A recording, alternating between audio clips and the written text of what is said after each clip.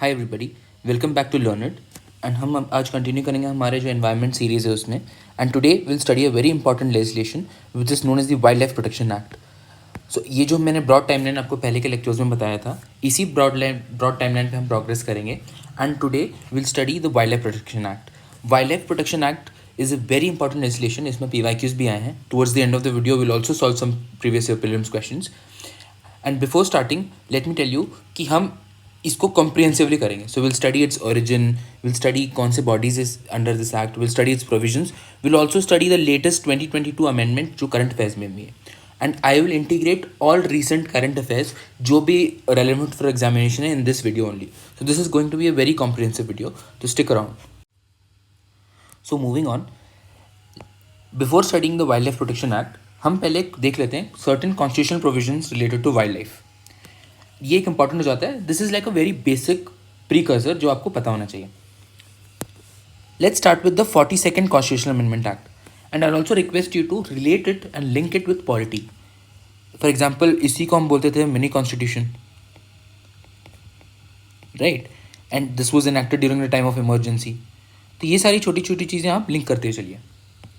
सो 42nd constitutional amendment act क्यों important है?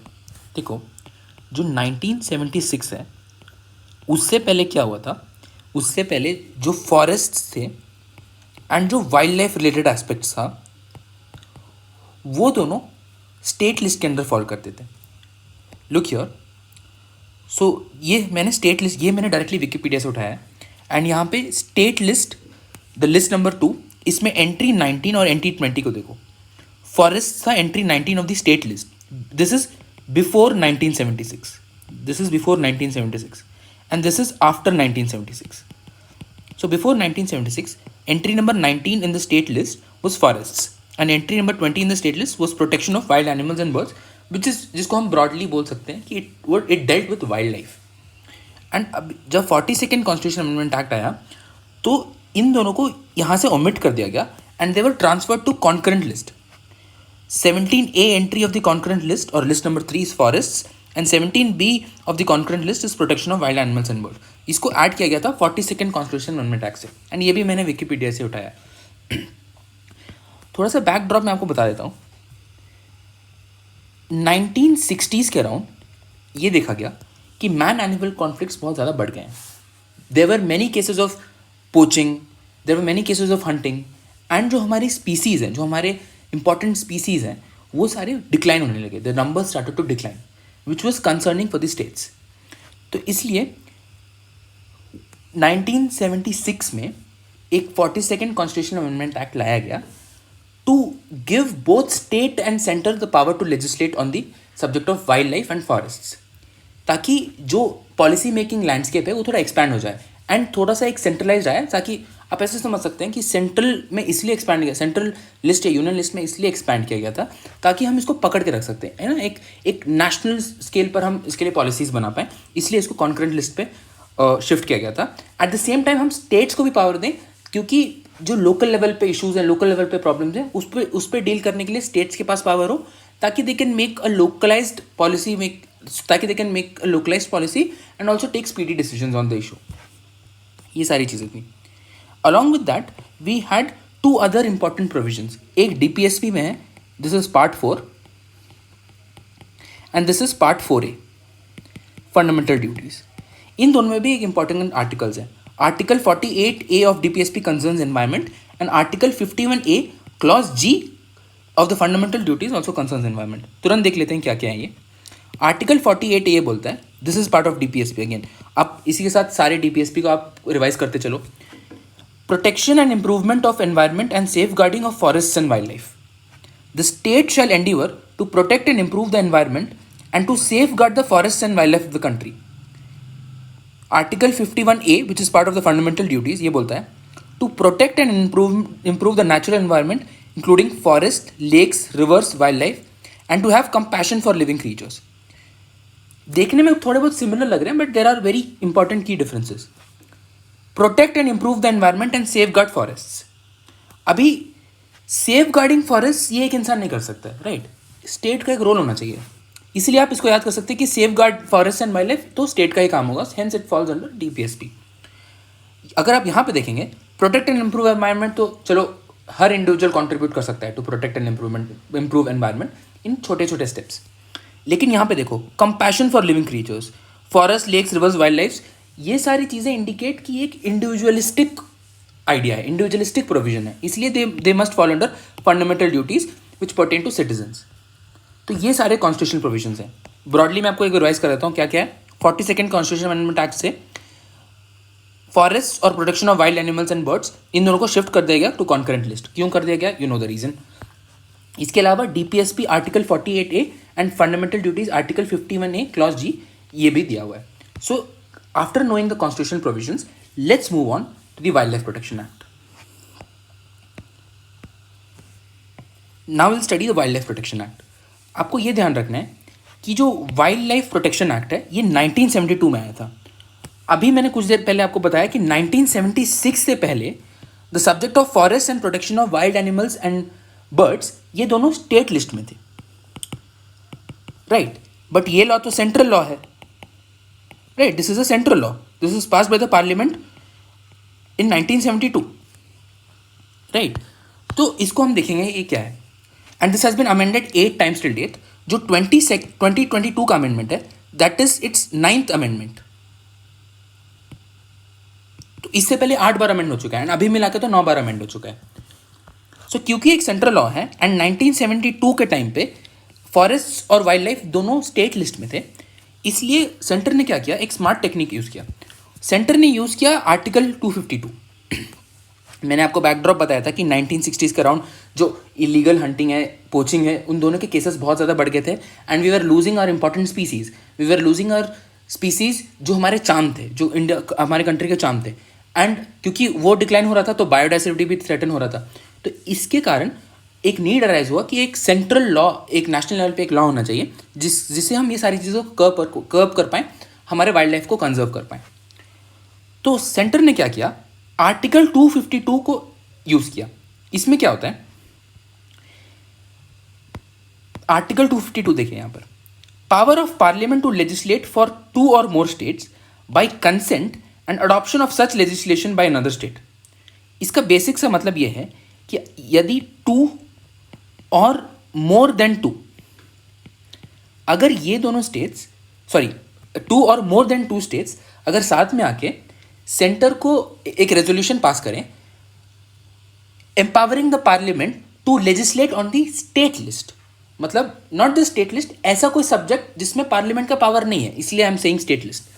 अब यहाँ पे देख लो, if it appears to the legislature of 2 or more than 2 states to be desirable that any of the matters with respect to the parliament has no power to make laws for the states, resolutions to the effect are passed by all the houses of the legislature of those states, it shall be lawful for parliament to pass an act for regulating that matter accordingly. So क्या हुआ, certain states came together, approximately 11 states if I remember correctly, and they made a resolution for center to legislate on the state list.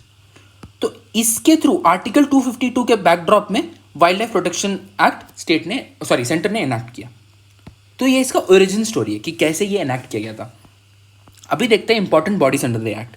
ये जो origin story है this is not very important for prelims, ये बस मैं आपको समझने के लिए समझाने के लिए बता रहा हूँ, क्योंकि आई टोल्ड यू अबाउट 1976 और 1976 के तो ये पहले आया था, तो वो how does it relate, how does it link, उसके लिए मैंने आपको बताया। अब बस याद करना चाहो तो ये याद रख सकते हो कि on the backdrop of article 252 ये वाइल्ड लाइफ प्रोटेक्शन एक्ट आया है। Let's now read about the different bodies under the act. तो ब्रॉडली क्या देख लेते क्या क्या बॉडीज हैं। State wild life advisory board है, wild life crime control bureau है, चीफ वाइल्ड लाइफ वार्डन एक अथॉरिटी है, सेंट्रल जू अथॉरिटी है, national board of wild life है, state board of wild life है, नेशनल टाइगर कंजर्वेशन अथॉरिटी है। Broadly ये bodies हैं एंड एक और भी है टाइगर कंजर्वेशन फाउंडेशन। आपको इन सब के बारे में बेसिक आइडिया होना चाहिए which is more than enough for prelims. तो स्टार्ट करते हैं with the state wild life advisory board. नाम में ही है state wild life advisory board. तो स्टेट को मैटर्स ऑफ वाइल्ड लाइफ में एडवाइस करता है, advisor state governments in the matter of wild life, simple. Next is the wild life crime control bureau. इसमें आपको 3 चीज़ें important. The wild life crime control bureau is headed by the director of wild life preservation. जो authorities को head करता है, जो इंसान उसको हेड करता है, ही और she is deemed as the director of wild life preservation. And this person is appointed by the centre, right. एंड एक बहुत इंपॉर्टेंट चीज़ है, दिस इज वेरी इंपॉर्टेंट, कि this is the nodal agency for the implementation of CITES. CITES is an important thing, इसके बारे में हम आगे भी पढ़ेंगे. Next is the chief wild life warden, CWLW, ये इसका शॉर्ट फॉर्म है एंड ये हर जगह यूज होता है. तो जो चीफ वाइल्ड लाइफ वार्डन है, सबसे पहले ही और शी रेगुलेट्स दो चीज़ें. What activity is allowed in the protected areas. जो भी प्रोटेक्टेड एरियाज हैं, फॉर एग्जांपल कोई नेशनल पार्क है, कोई टाइगर रिजर्व है, कोई बायोस्फीयर रिजर्व है, या ऐसी चीज़ें, तो वहाँ पर जो प्रोटेक्टेड एरियाज है वहाँ पे कौन सी एक्टिविटी कैरी आउट होगी और कौन सी नहीं होगी, ये CWLW या चीफ वाइल्ड लाइफ वार्डन ही डिसाइड करेंगे. एंड हंटिंग के अप्रूवल्स, फॉर एग्जांपल किसी पर्टिकुलर स्पीसीज को हंट करना है तो उसका अप्रूवल सिर्फ चीफ वाइल्ड लाइफ वार्डन ही दे सकते हैं एंड उसके बाद ही कोई इंसान उसको हंट कर सकता है. दो केसेस में ब्रॉडली ये होते हैं, if the species has turn dangerous, या if the species is affected by such a disease which is beyond recovery. ऐसा कुछ डिजीज हो गया जो ठीक ही नहीं हो सकता है, या जो स्पीसीज है वो डेंजरस हो गया है. इसकी this is an important provision, ये सेक्शन 11 में आता है. ये एक रिसेंट CM करंट अफेयर्स में भी आया है, इसको मैं आपको आगे बताऊंगा.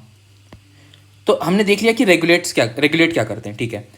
अब ये देखो, the chief wild life warden is appointed by the state government. Keep it on hold and see this. Chief wild life warden is an Indian forest service officer, right. He और she is an Indian forest service officer. And Indian foreign service जो है वो all India services है. अभी hold on for a moment, tell me, all India services बनाने के लिए exclusive power किसके पास है एंड कौन सा आर्टिकल के अंडर आते हैं, क्या मेजॉरिटी है, एंड बाकी ऑल इंडिया सर्विसेज क्या है. I want please put it down in the comment section. ये इससे आपका मैं पॉलिटी भी रिवाइज करा रहा हूँ. चलो, coming back to our topic. Indian forest service officer है chief wild life warden, and Indian forest service is an all India service. And all India service तो सेंट्रल के कंट्रोल के अंदर आती है. तो आप यहाँ पे एक टसल देख सकते हैं कि appointed by the state government, and यहाँ पे ऑल इंडिया सर्विस, तो being an Indian forest service officer, तो सेंट्रल के कंट्रोल के अंदर आते हैं. तो ये सारी चीज़ें यहाँ पे थोड़ा सा कॉन्फ्लिक्टिंग है, ये आपको बेसिकली याद रखना. ऑब्वियसली प्रीलिम्स में ऐसी चीज़ें नहीं पूछेंगे, बट मैं आपको बस कंसेप्ट थोड़ा सा बिल्ड कर रहा हूँ. Central zoo authority again juice को देखती है, ठीक है. इसमें ज़्यादा कुछ आपको याद नहीं रखना है. आ जाते हैं national board of wild life में. National board of wild life is an apex body for wild life conservation. ये very important. It is headed by the honourable prime minister itself, and this was introduced under the wild life protection act by the 2002 amendment. आप याद करिए, मैंने आपको बताया था कि ये वाइल्ड लाइफ प्रोटेक्शन एक्ट है वो 8 टाइम्स अमेंड हो चुका है. इनफैक्ट 2022 के बाद 9 टाइम्स अमेंड हो चुका है. वैसे ही एक अमेंडमेंट आया था 2002 में, 2006 में भी एक अमेंडमेंट आया था, 1991 में भी एक अमेंडमेंट आया था. तो 2002 वाले अमेंडमेंट से ये national board of wild life, NBLW, national board of wild life बना. ये बहुत एपेक्स बॉडी है, एंड ये इसलिए इंपॉर्टेंट है क्योंकि इसके परमिशन के बिना there can be no alteration to the national parks और वाइल्ड लाइफ सैंक्चुरीज और एनी अदर प्रोटेक्टेड एरियाज. उनके बाउंड्रीज को ऑल्टर नहीं किया जा सकता है without the approval of the national board for wild life. State board of wild life, this again ये नेशनल लेवल पर है, ये स्टेट लेवल पर है, and this is headed by the chief minister. ये स्टेट लेवल पर एपेक्स बॉडी हो जाता है, एंड ये कंट्री लेवल पे एपेक्स बॉडी है. National tiger conservation authority. National tiger conservation authority is also important. It implement something known as project tiger. Species के बारे में हम जब पढ़ेंगे then will read about it in detail. जब हम टाइगर के बारे में पढ़ेंगे तो will read about the types of tigers, will read about कि टाइगर सेंसस कैसे होता है, विल रीड अबाउट कि जो पग मार्क्स हैं कैसे आइडेंटिफाई करते हैं, सेंसस के सर्वे कैसे करते हैं. विल ऑल्सो रीड अबाउट कि प्रोजेक्ट टाइगर क्या है. 9 अप्रैल 2023 को 50 ईयर्स ऑफ प्रोजेक्ट टाइगर हो गया है, राइट. तो वो भी न्यूज़ में था. तो ये सारी चीज़ें will study when will deal with species as a whole. अभी के लिए हम बस देख लेते हैं कि जो नेशनल टाइगर कंजर्वेशन अथॉरिटी है, it is a statutory body under the wild life protection act, and this is headed by the minister of मतलब environment minister, basically ministry of environment, forest and climate change, ठीक है. This is head by the environment minister. तो ये इनको head करते हैं. He is the chairman, he और she is the chairperson. बाकी कौन लोग हैं? 3 MPs हैं, 2 लोकसभा से, 1 राज्यसभा से, एंड 8 एक्सपर्ट्स हैं. यहाँ पे मैं आपको एक चीज़ रिलेट करवाना चाहता हूँ पॉलिटी से। रिकॉल करिए पार्लियामेंट्री कमिटीज़, उसमें भी लोकसभा और राज्यसभा के जो रेशियोज है वो 2:1 होता है, राइट। मैं आपको बस एक लिंक बना रहा हूँ पॉलिटिक्स के साथ, ताकि आपका वो भी रिवाइज होकर चले। आपको सारी चीज़ें एक लिंक आपको बना के चलनी है, नहीं तो आपको इन्फॉर्मेशन बहुत ज़्यादा लगेगा। Tiger conservation foundation, TCF, tiger conservation foundation के बारे में हम आगे पढ़ेंगे when will study about tiger in general, but अब अभी इतना याद रखो कि this is also a statutory body and it is to be established by the states. तो तुरंत देख लेते हैं क्या क्या पढ़ा। State wild life advisory board, wild life crime control bureau which is which is the nodal body to implement CITES. Chief wild life warden and उनके powers के बारे में पढ़ा। स्टेट और सेंटर में क्या कॉन्फ्लिक्ट आ सकती हैं वो पढ़ा। सेंट्रल जू अथॉरिटी ज़्यादा इंपॉर्टेंट नहीं है। National board of wild life very important, 2002 amendment से बना था। State board of wild life again, NTCA national tiger conservation authority and tiger conservation foundation. And मैंने आपको बताया कि जब हम टाइगर के बारे में पढ़ेंगे तो will cover this in more detail. Let's move on. अभी देखते हैं कि वाइल्ड लाइफ प्रोटेक्शन एक्ट जो है ये what does it provide for, right. तो ये सारी चीज़ें which it provides for. Wild life terminologies, तो ये डिफाइन करता है, सर्टेन टर्म्स को डिफाइन करता है। जैसे हंटिंग क्या होता है भाई, हैबिटेट क्या होता है, जू या जोलॉजिकल पार्क क्या होता है, नेशनल पार्क क्या होता है, वाइल्ड लाइफ सेंचुरीज क्या होता है। तो ये सारी डेफिनेशंस और जो भी टर्मिनोलॉजी से they are defined under the wild life protection act. सबसे पहले तो ये डिफाइन करता है, आपको याद रखने की जरूरत नहीं है, बट जो सेक्शन 2 है एक्ट का वो यही सारी चीज़ें डिफाइन करता है। It talks about sanctuaries and national parks. And wild life protection act ये भी बोलता है कि both central and state government can notify as an, अलग से आपको कोई लॉ नहीं बनाना है, सेंटर और स्टेट दोनों जो हैं नोटिफिकेशन के थ्रू कोई भी एरियाज को नेशनल पार्क या वाइल्ड लाइफ सेंचुरी डिक्लेयर कर सकते हैं। It provides for the regulations for hunting of animals and birds. मैंने आपको बताया था, इसी के लिए मैंने चीफ वाइल्ड लाइफ वार्डन का आपको मैंने एग्जांपल दिया था कि अगर ऐसा करना है तो अप्रूवल सिर्फ चीफ वाइल्ड लाइफ वार्डन दे सकता है एंड उनके बाद ही हम कर सकते हैं। It also protects the right of scheduled tribes. This was added by the 2006 amendment. 2006 में क्या हुआ था, I take you to the हमारा जो टाइमलाइन था वहाँ पे। 2006 में फॉरेस्ट राइट्स एक्ट आया था, राइट। इसलिए जब 2006 का अमेंडमेंट आया था तो हमने राइट्स ऑफ शेड्यूल्ड ट्राइब्स को भी पैरेलली रिकॉग्नाइज कर लिया वाइल्ड लाइफ प्रोटेक्शन के एक्ट के अंदर। तो ऐसे आपको लिंक बना के चलना है, इसलिए I gave you the entire timeline at the beginning. ठीक है, ये चीज़ें। It provided for the management of juice obviously, and कौन सी अथॉरिटी करता है, सेंट्रल जू अथॉरिटी, जो अभी हमने पढ़ा था बॉडीज अंडर द एक्ट में। It also provides for the appointment of chief wild life warden. कौन अपॉइंट करता है, स्टेट गवर्नमेंट। बट ये कौन से ऑफिसर हैं, Indian forest service officer which is an all India service falling under the centre. It also prohibits taxidermy. Taxidermy क्या होता है, टैक्सीडर्मी देखिए जो बुकिश डेफिनेशन है वो है stuffing skins of dead animals for a life like effect. तो आप देखते होंगे कि जो रेनडियर के हॉर्न्स हैं फॉर एग्जांपल, या जो लायन का जो स्किन है उसके अंदर ऐसा स्टफ करके उसको ऐसे एक एंटीक की तरह कहीं जगह रखा जाता है, which is prohibited and it is completely illegal under the wild life protection act. ये अलाउड ही नहीं है, राइट। तो टैक्सीडर्मी देखने के बाद wild life protection act also provides for trade regulations for wild life. And ये कैसे आया, ये 2022 अमेंडमेंट के थ्रू आया। 2022 amendment talked about implementation of CITES. अब ये साइटीज़ क्या होता है इसको एक बार समझते हैं। साइटीज़ देखो, CITES is basically the convention on international trade in endangered species of wild fauna and flora. ये चीज़ें नाम में ही है कि जो इंटरनेशनल ट्रेड है उसको ये रेगुलेट करता है। ये एक इंटरनेशनल कन्वेंशन है, राइट। सो यहाँ पे देखते हैं, it is an international agreement between governments which was drafted as a result of a resolution adopted in 1963 at the meeting of members of IUCN. So IUCN, what is IUCN? IUCN is basically the World Conservation Union, and हम आगे जाके पढ़ेंगे in detail about IUCN, but ये क्या करता है, it brings out something known as the red list और the red data book, red book. अब ये इसमें क्या होता है, इसमें बेसिकली जो भी स्पीसीज़ हैं, जो भी स्पेसिमेंस हैं, उनका एक्सटिंक्शन रिस्क क्या है, उनका रिस्क स्टेटस क्या है, ये इस बुक में मेंशन होता है। फॉर एग्जांपल कोई स्पीसीज अगर एंडेंजर्ड है, क्या वो क्रिटिकली एंडेंजर्ड है, वल्नरेबल है, लीस्ट वल्नरेबल है, ऑफ लीस्ट कंसर्न है, राइट। तो वो सारी चीज़ें इस रेड लिस्ट में दी गई हैं, एंड इसको कौन लाता है, IUCN। एंड IUCN के 1963 मीटिंग में ही साइटीज़ का जेनेसिस है, राइट। तो उसी वो उसका ओरिजिनेशन है। ऑब्जेक्टिव क्या है, देखिए मैंने बता दिया आपको, नाम में ही है, to ensure that the international trade in specimens of wild animals and plants does not threaten the survival of the species. Alright.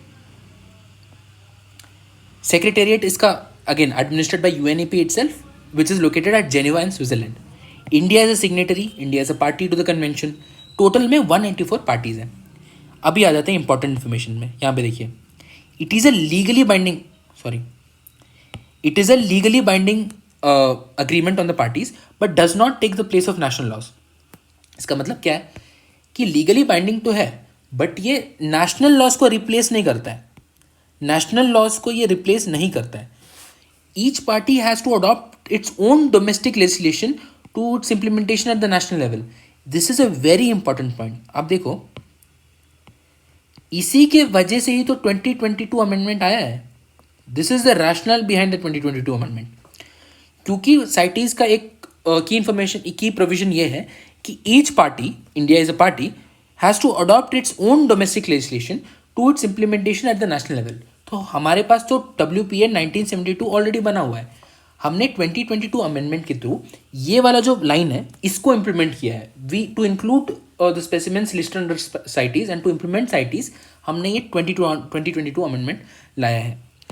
All the 184 parties have the right to attend, put forward proposals, to consider and to vote on all decisions. ये ठीक है. Species covered under CITES are listed in 3 appendices. ये अब याद रख लिए, this can be relevant for prelims, कि 3 appendices in CITES के according to the degree of protection that they need. Varying levels of protection है. For example, जो species जो सबसे ज़्यादा protection जिनको चाहिए वो first appendix में है, जिनको थोड़ा कम चाहिए वो second में है, जो जिनको बहुत ही कम चाहिए वो third में है. ऐसा है. So this is all that you need to know about CITES. This can be relevant and important for prelims. तो हमने क्या किया? Let's come back here. तो हम wild life protection act provided for trade regulation for wild life, ये एक important provision है जो 2022 अमेंडमेंट से आया. एंड 2022 अमेंडमेंट से हम क्या कर रहे हैं? We are implementing the CITES. India is a signatory, चलो देख लिया. 3 appendices of varying protection levels, ये भी हमने पढ़ लिया. एंड उसका फुल फॉर्म है convention on international trade in endangered species of wild flora and fauna. तो बेसिकली ये ट्रेड को रेगुलेट करता है, वाइल्ड लाइफ ट्रेड को रेगुलेट करता है. चलो भाई, अब इंडिया में हम CITES को इम्प्लीमेंट कर रहे हैं, तो इम्प्लीमेंट इसको कर कैसे रहे हैं? तो हमने क्या किया है इसको इम्प्लीमेंट करने के लिए? 2 बॉडीज़ बनाई हैं, 2 अथॉरिटीज़ बनाई हैं. उनको देखते हैं. एक है मैनेजमेंट अथॉरिटी MA एंड एक है साइंटिफिक अथॉरिटी SA. बहुत ही ईजी है, तुरंत समझते हैं. तो हमारा जो आइडिया है वो ये है कि वाइल्ड लाइफ के इंटरनेशनल ट्रेड को रेगुलेट करना है. तो मैनेजमेंट अथॉरिटी क्या करेगा? It grants import and export permits. Import and export permits basically relate to trade. And कोई भी वाइल्ड लाइफ को ट्रेड करना है तो उसका import and export permit grant करेगा management authority. And persons engaging in trade of a scheduled species. अब मैंने स्केड्यूल्ड स्पीसीज के यहाँ पे हाईलाइट किया गया है. क्यों मैंने हाईलाइट कर रखा है इसको? क्योंकि स्केड्यूल्ड स्पीसीज हम आगे जाके देखेंगे कि जो वाइल्ड लाइफ प्रोटेक्शन एक्ट है उसके सर्टन स्केड्यूल्स हैं, राइट? Schedule 1, Schedule 2. आप इसको रिलेट कर सकते हैं हमारे कॉन्स्टिट्यूशन से. जो हमारा कॉन्स्टिट्यूशन है उसके भी तो स्केड्यूल्स हैं, जो 12 स्केड्यूल्स हैं. For example the 7th schedule, right? तो वैसे ही वाइल्ड लाइफ प्रोटेक्शन एक्ट के भी स्केड्यूल्स हैं एंड उन स्केड्यूल में सर्टन स्पीसीज लिस्टेड है. उसके बारे में हम आगे पढ़ेंगे. So persons engaging in trade in scheduled species must report to the management authority.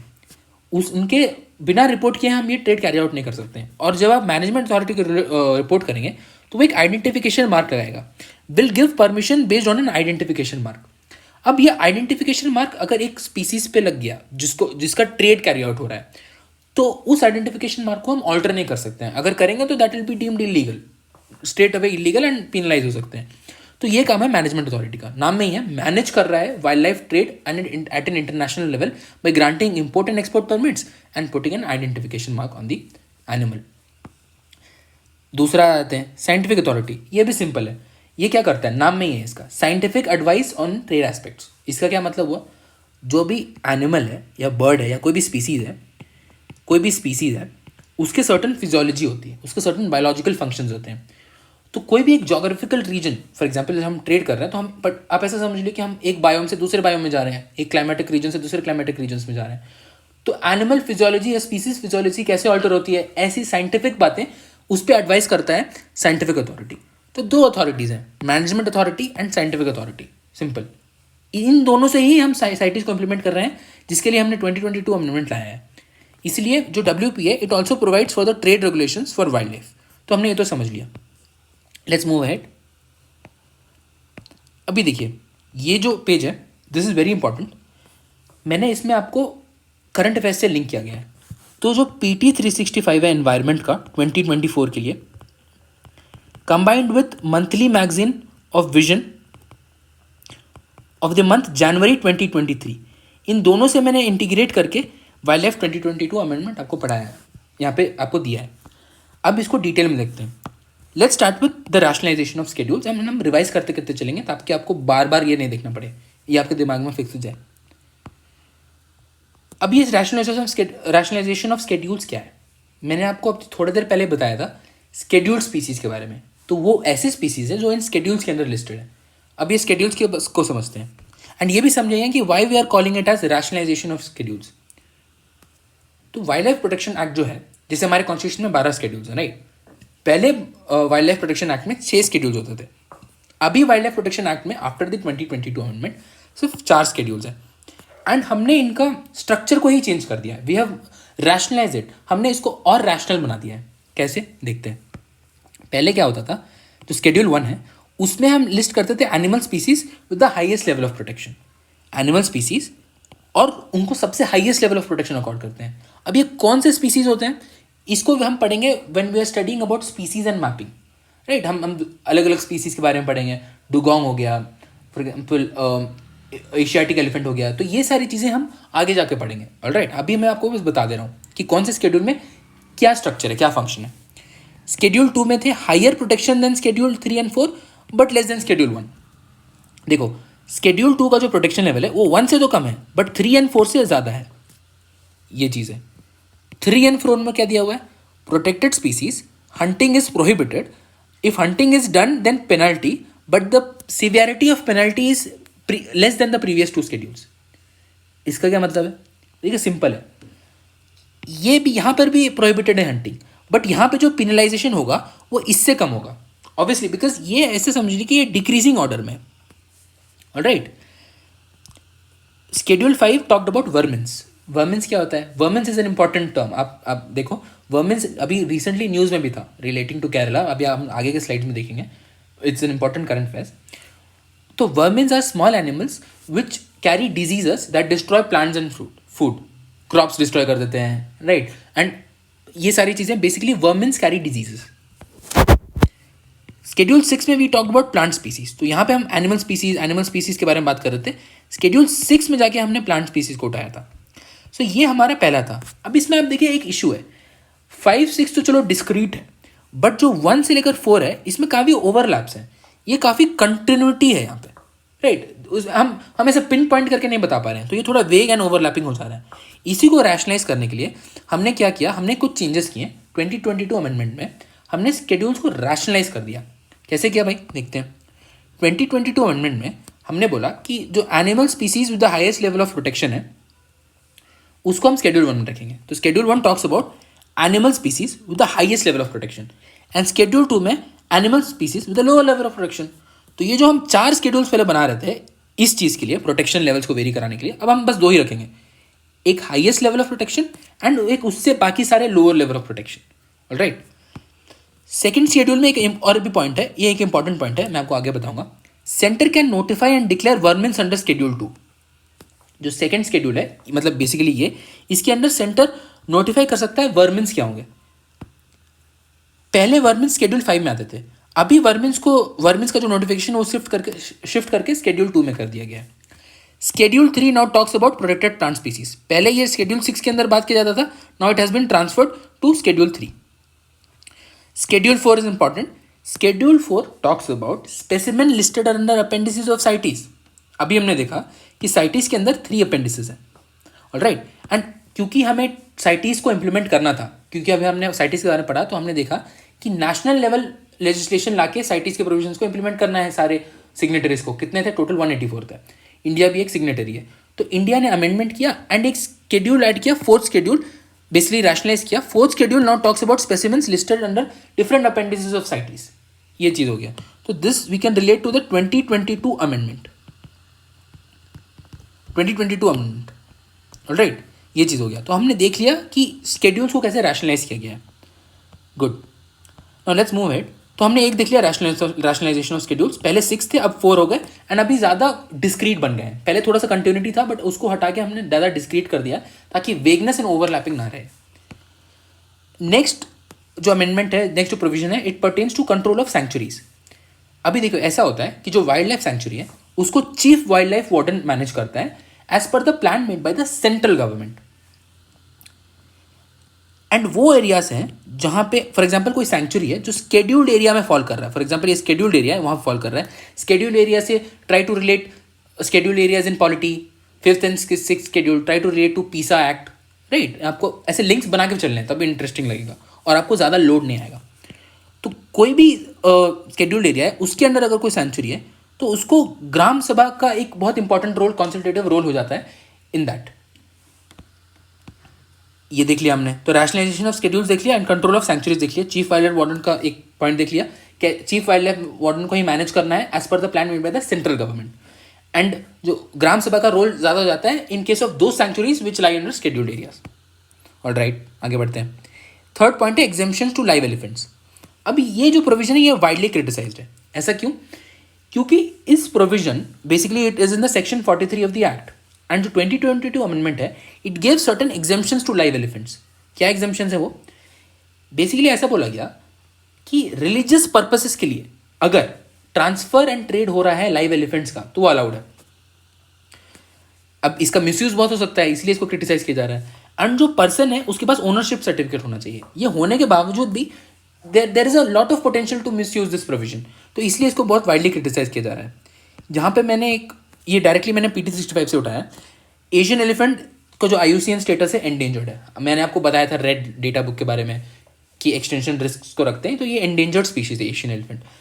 Don't worry, इस स्पीसीज़ के बारे में अलग से हम एक लेक्चर लाऊंगा जिसमें हम पूरा कॉम्प्रिहेंसिवली कवर करेंगे स्पीसीज़ को, उनके IUCN स्टेटस को, और वो कौन से वाइल्ड लाइफ प्रोटेक्शन एक्ट के शेड्यूल 1 में है, शेड्यूल 2 में, वो सारी चीज़ें हम आगे पढ़ेंगे।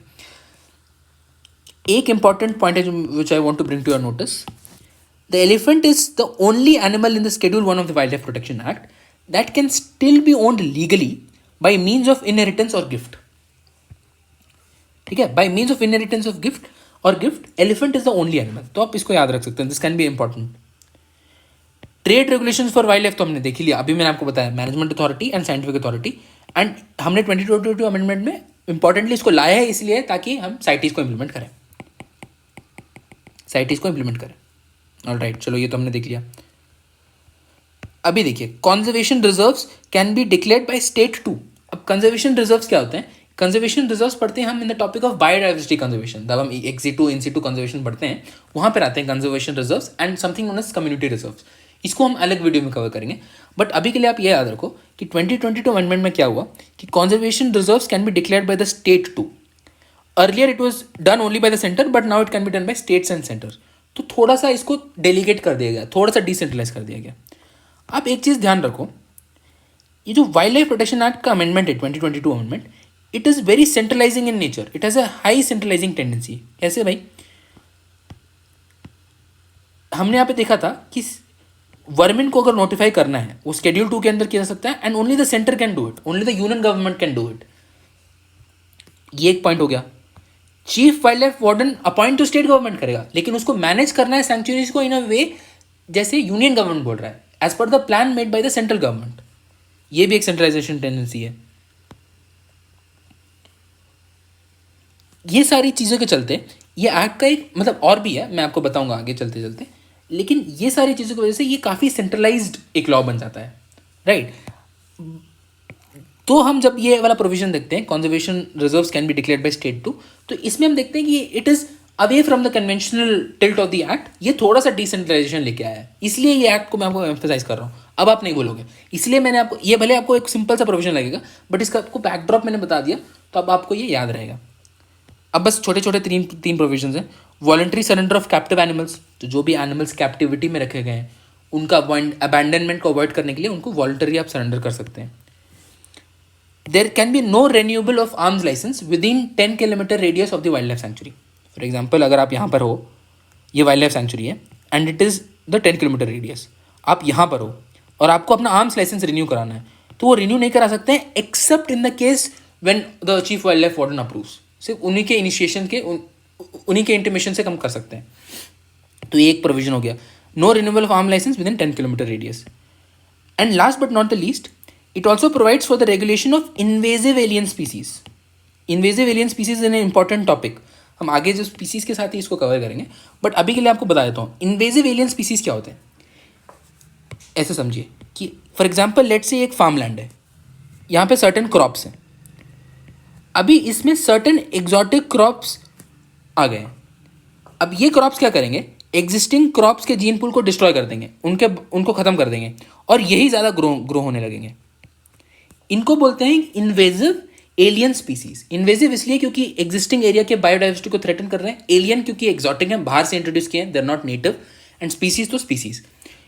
अभी इससे देखिए दो प्रॉब्लम्स हो रही हैं, एक तो आपका बायोडाइवर्सिटी थ्रेटन हो रहा है, बायोडाइवर्सिटी इज थ्रेटेंड, एंड दूसरा आपका ये क्रॉप तो खराब हो गया, ये फील्ड फार्मलैंड अब इसकी प्रोडक्टिविटी बहुत ही कम हो गई, बिल्कुल नील हो गई, तो आपको इकोनॉमिक कॉस्ट भी तो बेयर करना पड़ेगा। तो ये भी एक पॉइंट है। इसी को मैंने यहाँ पे एक आपको इन्फोग्राफिक दिया है, ये infographic is taken from the IPBES report. 2023 में एक रिपोर्ट लाया था IPBES क्या है, इसको हम पढ़ेंगे बायोडाइवर्सिटी कंजर्वेशन वाले टॉपिक में। Intergovernmental platform on biodiversity and ecosystem services, यहाँ पे दिया हो गया intergovernmental platform on biodiversity and ecosystem services. ये basically biodiversity conservation and global level पे क्या बायोडाइवर्सिटी कंजर्वेशन है, क्या थ्रेट्स हैं, उनके बारे में रिपोर्ट्स निकालता है। तो इसने बोला था, मैं आपको बताया कि एक्सटिंक्शंस हो रहे हैं, invasive alien species have contributed solely और alongside other drivers of change to 60% of the recorded global extinctions, of which 90% occurred on islands. 1 to 1.5 local extinctions of native species. मैं आपको जैसे बता रहा था कि बायोडाइवर्सिटी को ऐसे थ्रेटन करता है। इकोनॉमिक कॉस्ट भी है, $423 बिलियन का लॉस हो गया था 2019 में। एंड ऐसा भी देखा गया है कि invasive alien species have a negative impact on good quality of life in 85% of the cases. ये थोड़े बहुत डेटा पॉइंट्स हैं, आपको ये सारी चीज़ें प्रीलिम्स के लिए याद नहीं करनी है। अब मैं आपको बस कॉन्सेप्ट बता रहा हूँ कि एक ट्रिपल बर्डन है, इन्वेजिव एलियन स्पीसीज का एक ट्रिपल बर्डन है according to a report brought out by IPBES। तो हमने अब पूरा कॉम्प्रिहेंसिवली कवर कर लिया है।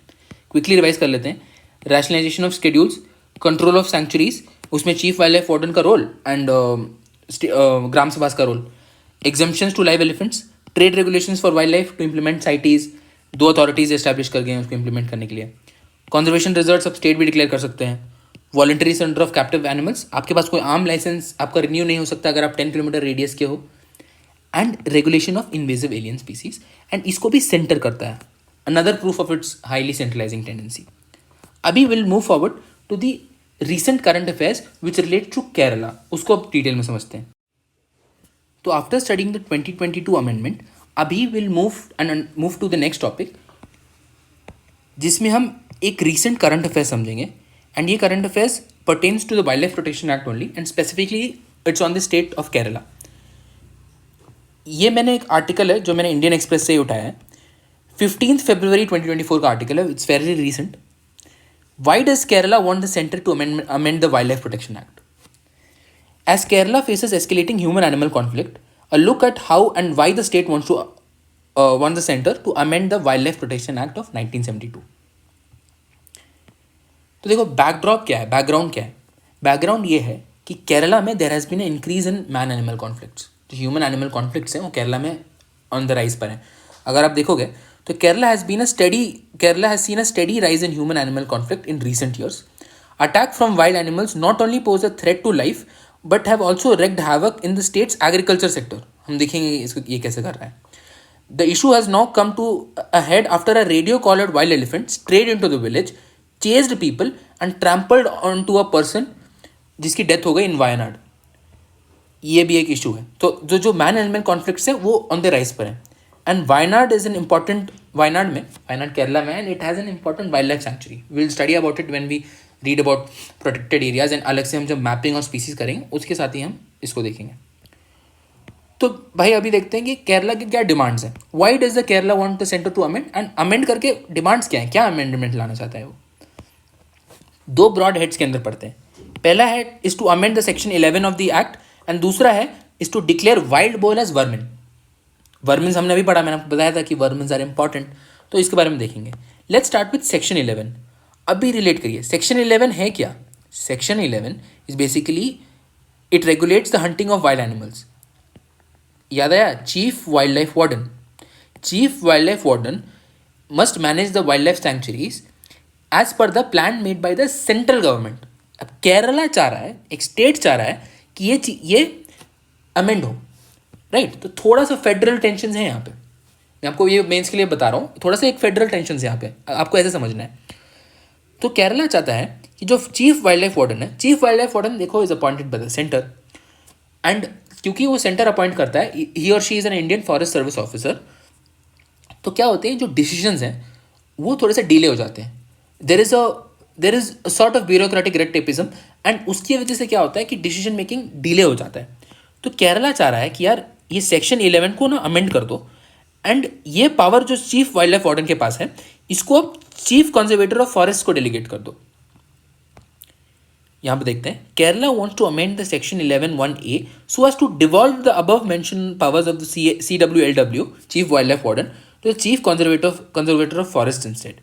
Such an amendment, the state feels, would simplify procedures for dealing with wild animals posing a threat to human life by enabling speedy and timely decisions. तो according to Kerala basically is working on the principle of subsidiarity. वो चाहता है कि जो chief wild life warden के powers हैं वो अगर हम डेलीगेट कर दें, डिवॉल्व कर दें, डिसेंट्रलाइज कर दें, तो स्पीडी डिसीजन मेकिंग होगा और मैन एनिमल कॉन्फ्लिक्ट्स कम हो पाएंगे। इसी के लिए तो हम पढ़ रहे हैं। जो बैकड्रॉप है वो आपको याद रखना है। ये आया ही क्यों, डिमांड डिबेट किसके बारे में? Due to the increase in man animal conflicts. तो इसलिए सेक्शन 11 को अमेंड करने के लिए डिमांड्स आ रही है। Kerala has 5 CCFs each in charge of a different region of the state. Again more localisation है क्योंकि CCFs के पास वो सारे काफ़ी डिसेंट्रलाइज्ड हैं, इसलिए स्टेट गवर्नमेंट ऑफ केरला चाह रहा है कि ये जो पावर है जो चीफ वाइल्ड लाइफ वार्डन के पास है वो CCFs को डेलीगेट कर दिया जाए। ये डिमांड 1 हो गया, हमने एक डिमांड देख लिया। सेकेंड डिमांड जो है ये है वाइल्ड बोर को वर्मिन डिक्लेयर करने का। अभी जब अमेंडमेंट हुआ था उसके बाद भी 2022 में ये डिमांड उठाया गया था, बट सेंटर ने ये इस डिमांड पर एक्ट नहीं किया था। तो केरला ने क्या किया, वाइल्ड बोर्स को किल करने के लिए लाइसेंस शूटर्स को डिप्लॉय किया टू किल वाइल्ड बोर्स, क्योंकि प्रॉब्लम बहुत ज़्यादा बढ़ गई थी। आप देखो, wild boars were a threat to farm lands. वो आते थे वहाँ, मतलब वो they came into the human habitations and farmlands from the wild and they destroyed the farmlands. They also foray into human settlements. घर में घुस गए, ह्यूमंस के साथ भिड़ गए, अटैक हो गया, ह्यूमंस को इंजर हो गए, तो ऐसे बहुत प्रॉब्लम क्रिएट कर रहे थे, बहुत ज़्यादा प्रॉब्लम क्रिएट कर रहे थे। एंड क्योंकि फार्मलैंड डिस्ट्रॉय हो रहा था तो इसीलिए वो स्टेट का एग्रीकल्चर सेक्टर को भी थ्रेटन कर रहा था। This directly threaten the agriculture sector of Kerala. तो ये भी एक प्रॉब्लम हो गया। तो अभी देखो, अब related with the rationalisation of schedules मैंने आपको जो बताया था, शेड्यूल 2 में ही आता है ना कि centre can notify and declare vermins under schedule 2, ये वाला पॉइंट। तो केरला इज रिक्वेस्टिंग, इस पॉइंट के अंदर Kerala is requesting the centre to make amendments to declare wild boar as a vermin under schedule 2 of the act. तो देखो, Kerala also wants center to declare wild boar as vermin as per section 62 of the Wildlife Protection Act. According to this section, the union government can notify any wild animal in schedule 2 of the act as vermin for a period of time in an area or state. तो ये इसका reason है। तो केरला चाह रहा है कि केरला के 2 डिमांड्स हैं, सेक्शन 11 अमेंडमेंट हो और चीफ वाइल्ड लाइफ वार्डन का पावर को चीफ कंजर्वेटर ऑफ फॉरेस्ट में डेलीगेट कर दिया जाए, क्योंकि वो ज़्यादा लोकल लेवल पे काम करते हैं, तो स्पीडी डिसीजन मेकिंग होगा। एंड दूसरा है वाइल्ड बोर को वर्मिन डिक्लेयर कर दो, क्योंकि मैन एनिमल कॉन्फ्लिक्ट्स अगेन बढ़ गए हैं, इसको भी मैन एनिमल कॉन्फ्लिक्ट्स कम करने ही के लिए किया जा रहा है। वाइल्ड बोर को वर्मिन डिक्लेयर कर दो क्योंकि दे डिस्ट्रॉय फार्मलैंड्स एंड दे फोरे इनटू ह्यूमन सेटलमेंट्स। ये दोनों चीज़ें हैं, this is an important thing. तो ये वेरी रिसेंट सी है जो अभी 15 फरवरी 2024 को आया है। तो मैंने आपको एक ही जगह पे बता दिया, हमने जो कॉन्सेप्ट थियोरी पढ़ा उसका मैंने करंट अफेयर से ऐसे रिलेट करके बता दिया। Now will solve certain prelims questions जो आए हैं, 2-3 ही हैं, उसके बाद will end the video.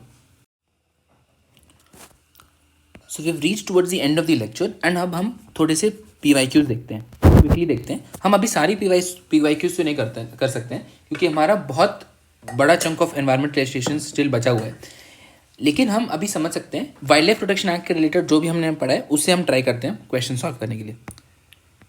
Look at this one. This was asked in prelims 2017. In India, if a species of tortoise is declared protected under Schedule 1 of the Wildlife Protection Act, what does it imply? आप एक बार खुद से try करो. Okay. Options देखते हैं. It enjoys the same level of protection as the tiger. Okay. It no longer exists in the wild. A few individuals are under captive protection and now it is impossible to prevent its extinction. ये तो बिल्कुल ही बकवास है. इसमें देखिए 3 चीज़ें दी गई हैं एंड ये बहुत ही ड्रास्टिक, बहुत ही एग्जैजरेटेड तरीके से लिखा गया है. This cannot be true. It is endemic, तो ये तो गलत हो गया. मैं इसको ऐसे मार्क कर देता हूँ, ये तो गलत है.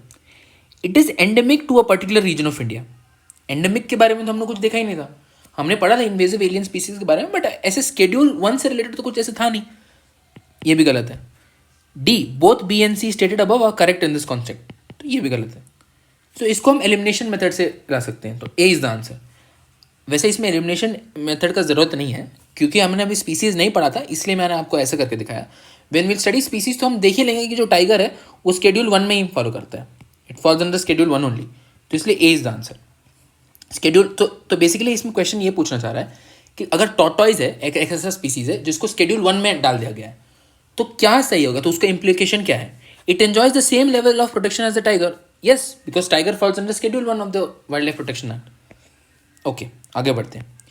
2022 एक सिमिलर लाइन्स पे क्वेश्चन पूछा गया था. 2020 में एक सिमिलर लाइन्स पे क्वेश्चन पूछा गया था. If a particular plant species is placed under Schedule 6 of the Wildlife Protection Act 1972, what is its implication? अभी देखो, Schedule 6 पहले था, right. This is obviously before 2022 amendment. जो 2022 अमेंडमेंट आ गया उससे पहले आया गया. This was asked in 2020. तो Schedule 6 तब क्या था, रिकॉल करो. ऑप्शंस देखने की जरूरत ही नहीं है, आप खुद से पहले सोच के देखो. तो it was regarding protected plant species. That's right. तो हम देखते हैं कौन से ऑप्शंस मैच कर रहे हैं. A licence is required to cultivate the plant. Okay, ये ऑप्शन लग रहा है, मैं डॉट लगा देता हूँ. Such a plant can not be cultivated under any circumstances. ऐसा तो कुछ नहीं है. दिस इज आउटराइटली रॉन्ग, ऐसा नहीं है. It is a genetically modified crop plant. ये बहुत ही स्पेसिफिक हो गया है, ऐसे तो नहीं लिखा हुआ था. Such a plant is invasive and harmful to the ecosystem. Again this is also wrong. So first is the most appropriate option. तो इसकी इम्प्लीकेशन ये है कि a licence is required to cultivate that plant, right. क्योंकि protected species है plant का, ऐसे तो हम कल्टीवेट कर नहीं सकते हैं. ऑलराइट, एक लाइसेंस चाहिए होगा. गुड. 2018 का ये क्वेश्चन देखते हैं. Why is a plant called prosopis juliflora is often mentioned in the news. अभी देखिए, ये आपको पता भी हो सकता है, नहीं भी हो सकता है, मैं आपको बता देता हूँ. बेसिकली जो प्रोसोफिस जूलीफ्लोरा है, it's an invasive alien species.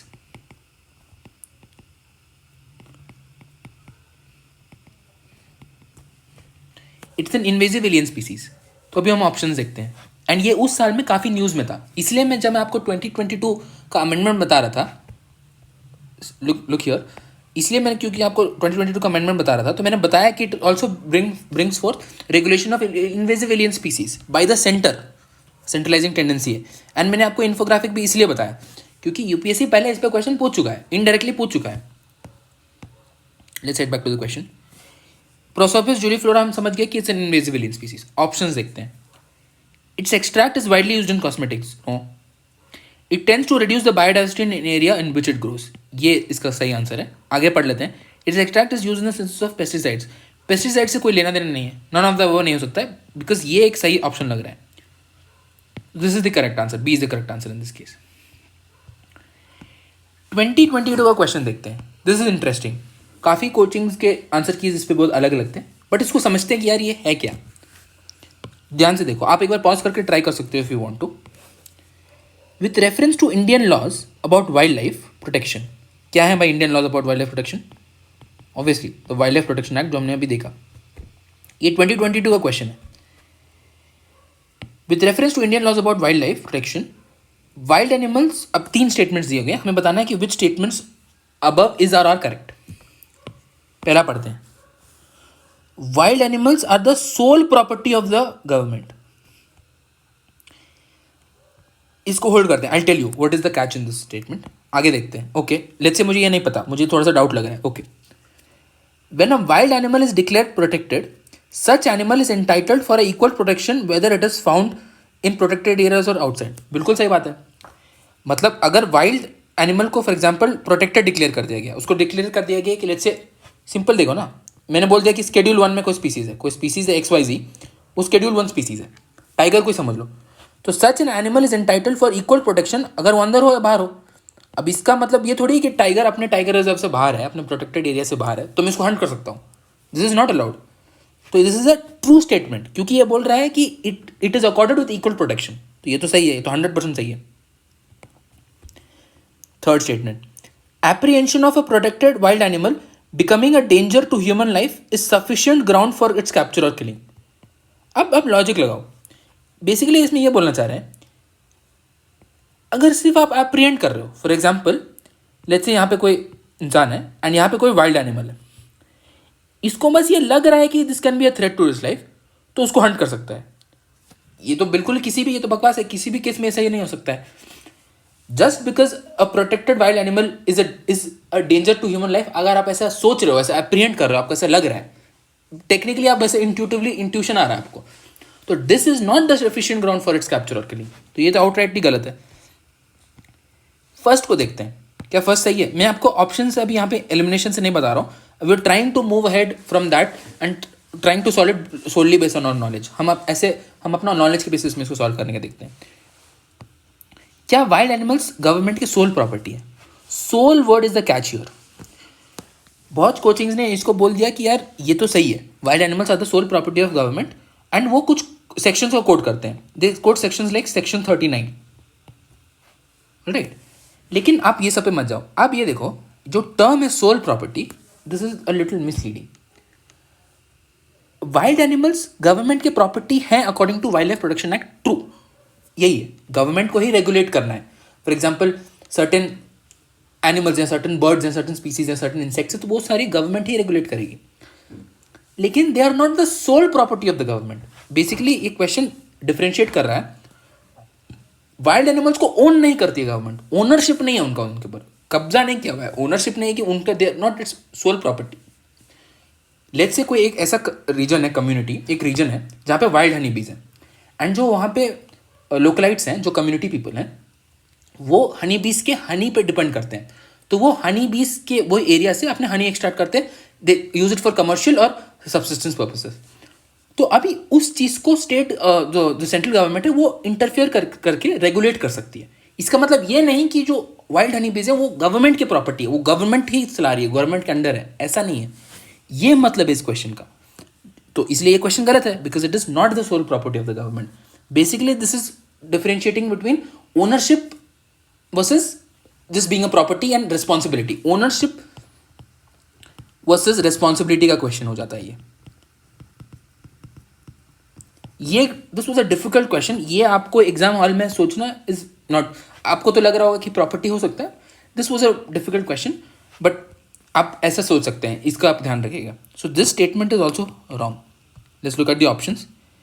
अब हम एलिमिनेशन कर सकते हैं। तो पहले हमने देख लिया था कि यार 3 तो नहीं होगा, तो ये हमने हटा दिया। 2 तो वैसे ही हमें समझ गया कि यार अगर हमको 2 नहीं आ रहा है तो हम देख सकते हैं कि 3 तो वैसे ही कैंसिल हो गया, तो 2 ये दोनों ऑप्शन ही होने चाहिए, एंड 1 हमने देख लिया कि अभी गलत है, so this also goes out. तो हमारा जो ऑप्शन बचा वो है 2 ओनली। 2 और MCQs हैं। देखिए मैंने आपको इसको अलग से लिखा है, इसको मैं अभी नहीं करा रहा हूँ, बट मैं आपको दिखा रहा हूँ कि ऐसे क्वेश्चंस भी हैं। According to wild life protection act 1972, which of the following animals can not be hunted by any person except under some provisions provided by law. तो ये स्पीसीज से रिलेट कर रहा है और स्केड्यूल से रिलेट कर रहा है। रिमेंबर स्केड्यूल 1 और उसके स्पीसीज कौन कौन से हैं उससे रिलेट कर रहा है। तो ये जो क्वेश्चन है ये आप अभी नहीं सॉल्व कर सकते हो, बट जब हम जाके स्पीसीज पढ़ लेंगे और तब मैं इसको रिलेट कराऊंगा अगेन स्केड्यूल 1 स्केड्यूल 2 वहाँ से, तब हम इसको कर पाएंगे। अभी लेटेस्ट प्रीलिम्स का जो प्रीलिम्स 2023 है उसका एक क्वेश्चन पूछा गया था, invasive species specialist group that develops global invasive species database belongs to which one of the following organisations. आप इसको ट्राई कर सकते हैं। Again this is related to something जो हम आगे पढ़ेंगे, राइट, बट मैं आपको यहाँ पे इसका आंसर बता देता हूँ, you can try it. This is basically IUCN करता है, जो इन्वेजिव स्पीसीज स्पेशलिस्ट ग्रुप है, दैट इज उसका जो बेसिकली ये है, it belongs to the IUCN organisation. IUCN के बारे में हम पढ़ेंगे, आज भी हमने पढ़ा था IUCN के बारे में, IUCN 1963 मीटिंग जहाँ पे साइटीज़ का जेनेसिस हुआ था। IUCN रेड डेटा बुक निकालता है, वो सब हम देख चुके हैं। बाकी और डिटेल में भी हम आगे जाके पढ़ेंगे, and invasive species specialist group के बारे में भी हम पढ़ लेंगे, जस्ट टू बी श्योर, ताकि हमारा एग्जिस्टिंग जो PYQs हैं उनका नॉलेज सही बना रहे। UNEP के बारे में भी हम आगे जाके पढ़ेंगे, United Nations world commission on environment and development, इसके बारे में पढ़ेंगे, and world wild life fund for nature, ये सारे जो बॉडीज़ हैं, ऑर्गेनाइजेशन हैं, इनके बारे में पढ़ेंगे, बट इसका answer is IUCN। So that's it for now.